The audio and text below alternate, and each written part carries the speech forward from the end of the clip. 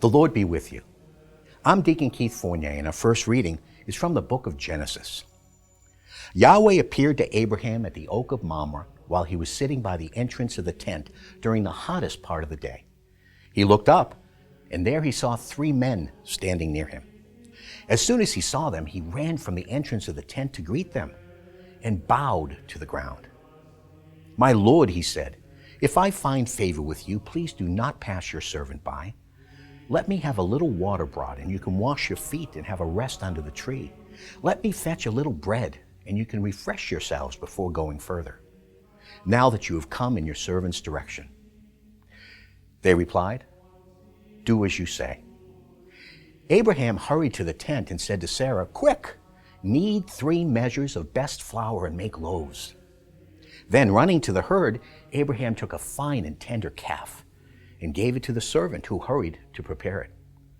Then, taking curds, milk, and the calf which had been prepared, he laid all before them, and they ate, while he remained standing near them under the tree.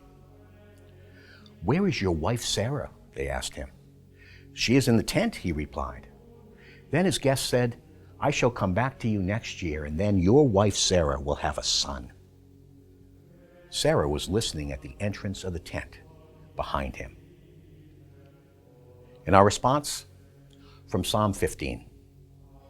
Whoever lives blamelessly, who acts uprightly, who speaks the truth from the heart, who keeps the tongue under control, who does not wrong a comrade, who casts no discredit on a neighbor, who looks with scorn on the vile, but honors those who fear Yahweh, who stands by an oath at any cost, who asks no interest on loans, who takes no bribe to harm the innocent. No one who so acts can ever be shaken.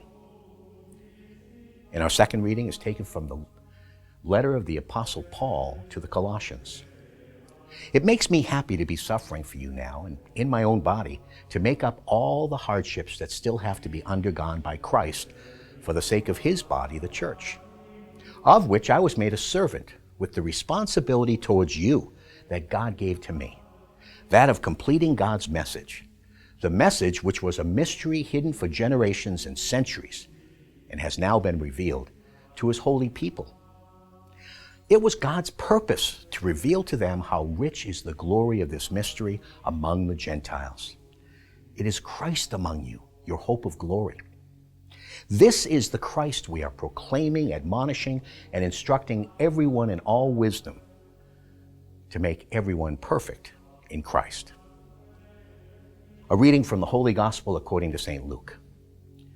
In the course of their journey, Jesus came to a village, and a woman named Martha welcomed him into her house.